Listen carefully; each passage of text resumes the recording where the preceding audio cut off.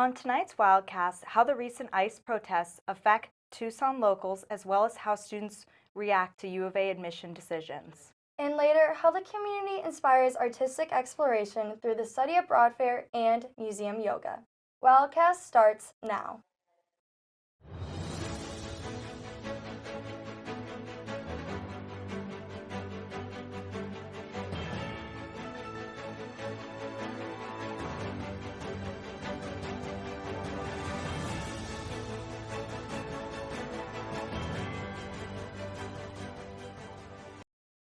Good evening and welcome to Wildcast. I'm Eve Shaver. And I'm Rachel Keatsman. Thank you so much for joining us on tonight's show. Eve, how are you doing tonight? Did you do anything fun this weekend? I'm doing great. I went hiking this weekend. Oh, that's so fun. I actually also went hiking this weekend, but unfortunately my 2-mile hike turned into 5 when me and my friends got a little lost. But it's okay, I made it out of the desert and I'm really excited to be here tonight. That's good. I am too. Jumping right in, ICE protests gather across the city of Tucson. Thousands march downtown to demand ICE out of the city. This protest coincides with nationwide movement. UATV3 reporter Rachel Keatsman attended the protest and has more.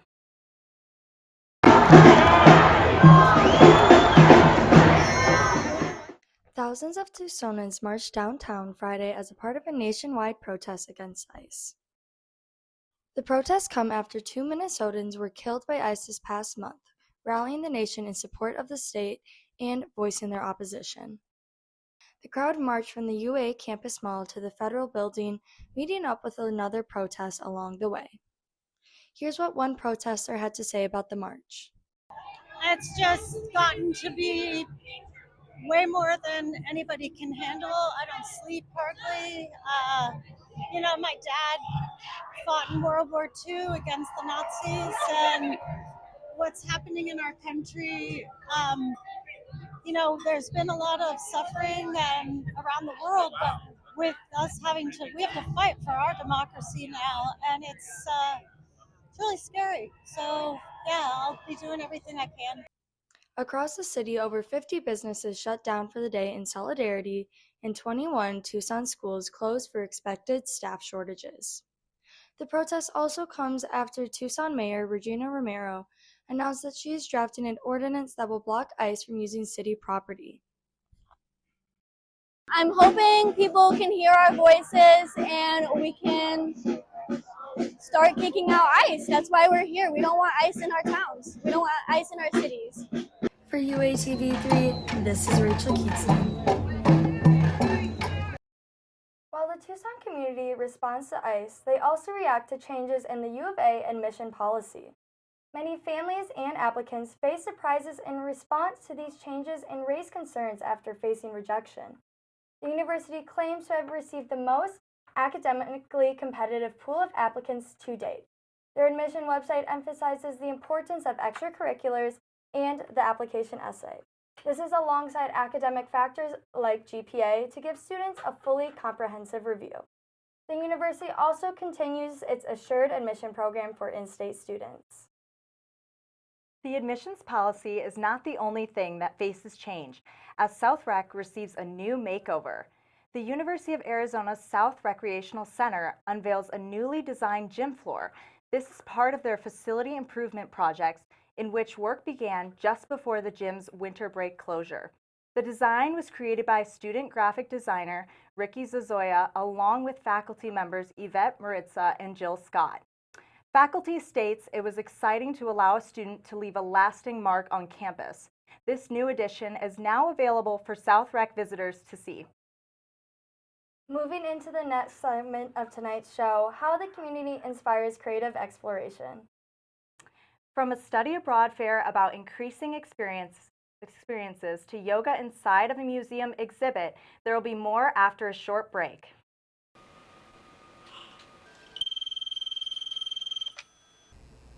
I'll be right there.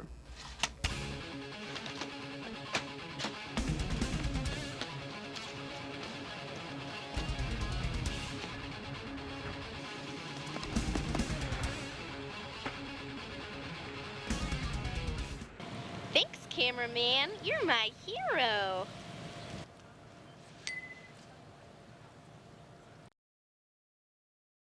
Welcome back to Wildcast. This next segment will highlight recent and upcoming events. With a focus on those that encourage artistic learning, such as the U of A Study Abroad Fair. Whether taking classes, acquiring an internship, or gaining a new cultural lens, the University of Arizona holds a study abroad fair each semester to educate students on their global opportunities. UATV3 reporter Elias Bonilla was there to cover this semester's fair. Since 1926, the Bear Down building has served Arizona Wildcats for 100 years, and today they're hosting the Study Abroad Fair, where students can learn about more than 100 different tracks to study around the globe. Last Wednesday, hundreds of students got the opportunity to learn about study abroad as Arizona International hosted the biannual Study Abroad Fair. Study Abroad gives Arizona students the opportunity to take courses in another country for the fall, spring, or summer semesters.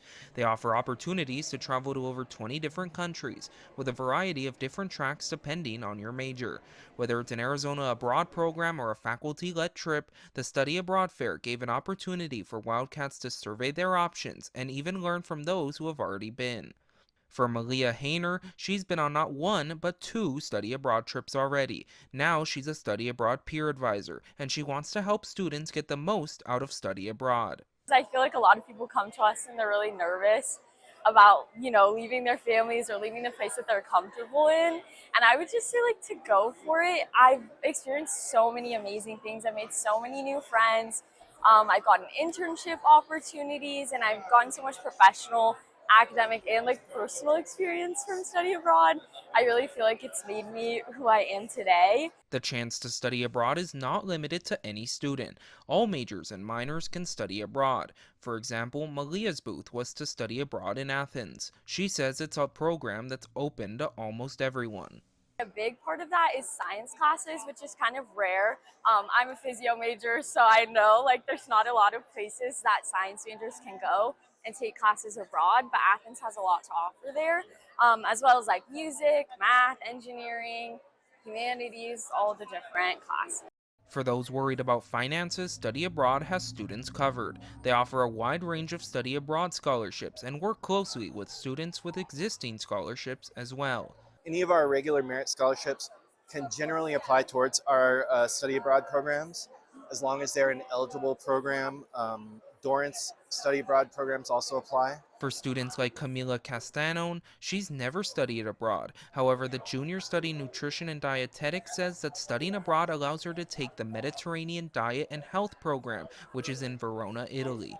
It's an opportunity she says would benefit her immensely. I think it opens up a variety of opportunities traveling is such an experience. You get to learn about other people's cultures. It opens up it makes you open-minded, I feel like. As more students look to broaden their education, studying abroad remains one of the best chances for Arizona Wildcats to explore the world while completing their major. Reporting for UATV3, I'm Elias Bonilla.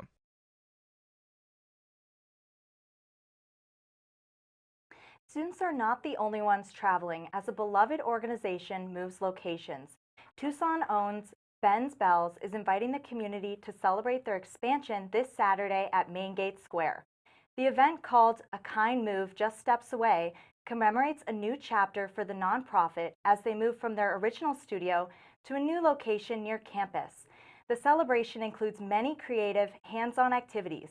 These will highlight Ben's Bells' mission of spreading kindness across Tucson.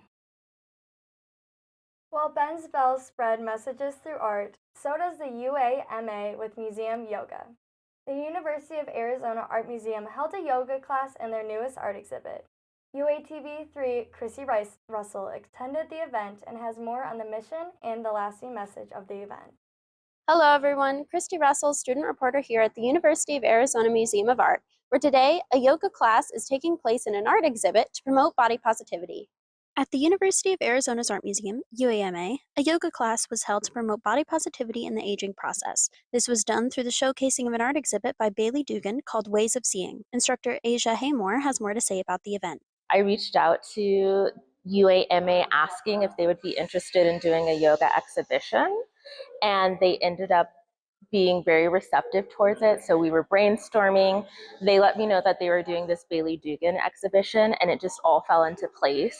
I think both in the art world and in everyday life, people have strong, varying viewpoints and perspectives when it comes to figures, aging female bodies, nudity. The event took place on January 31st at 9:30 a.m. till 11 a.m. Participants performed different yoga stretches and positions and began their session with a hum.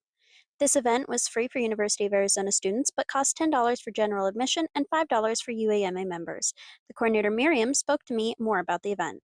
That with everything that's going on in the world, I think a lot of people, especially our students here on campus, can benefit from coming and escaping that reality for a bit and be able to enjoy the art that we have for them to see. I think it's important to have these conversations and for people to just come and enjoy the art and just experience it for themselves.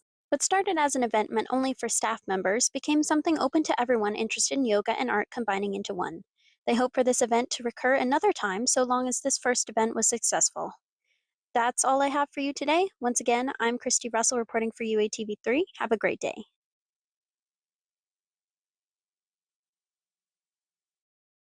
The next portion of tonight's show switches from yoga in a museum to basketball on the court. When we come back, Alexia Waterman will dive into all things Arizona sports. Stay tuned.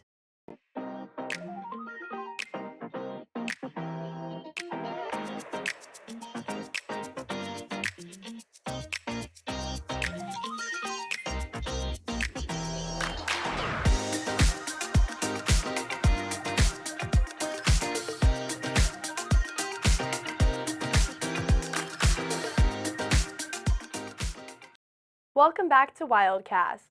My name is Alexia Waterman. Let's take a look at all the sports played this last week on this episode of Wildcast.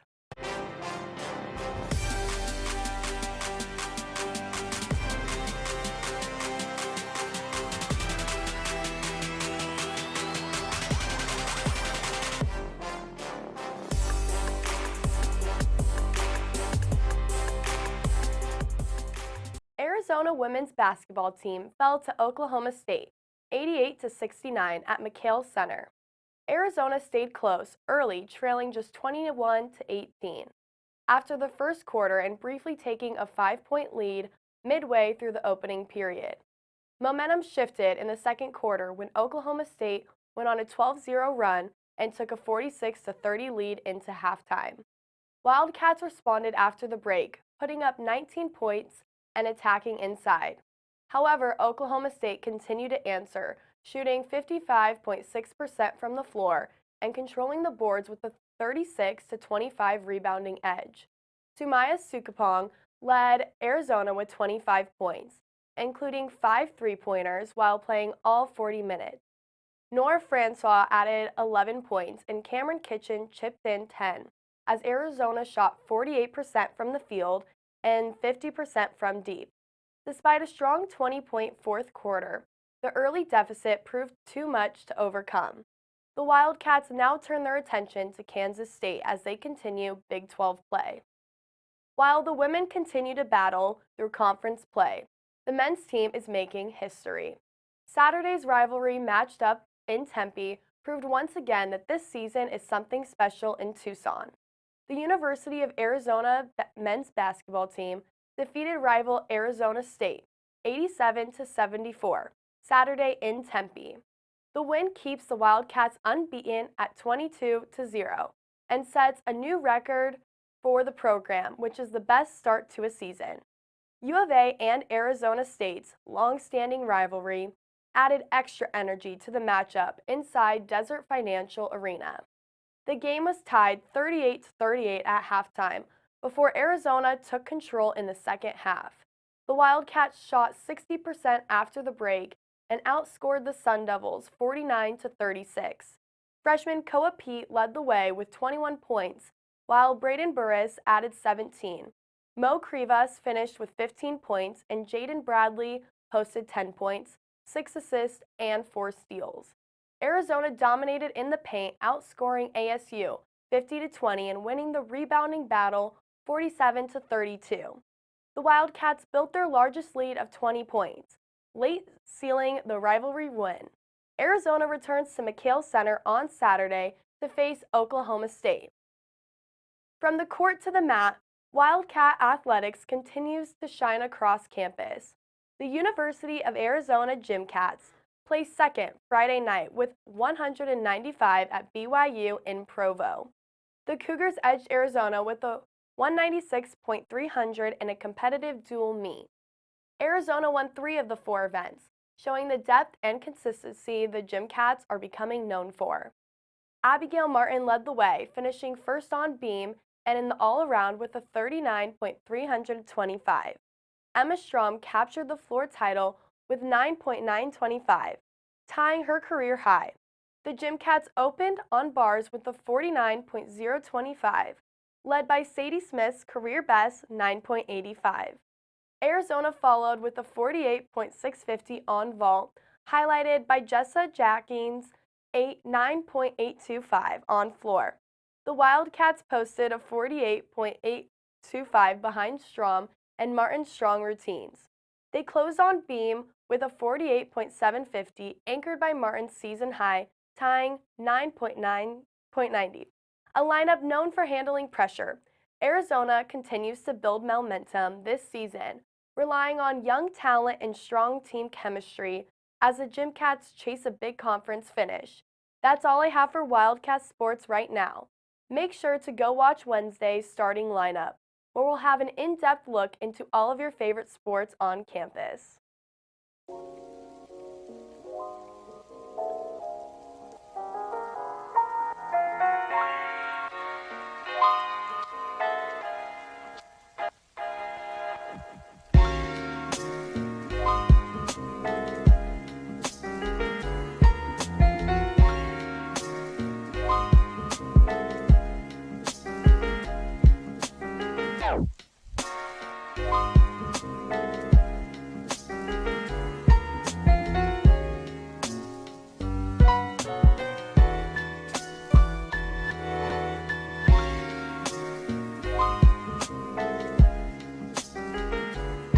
That is all we have for tonight's Wildcast. Thank you so much for joining us.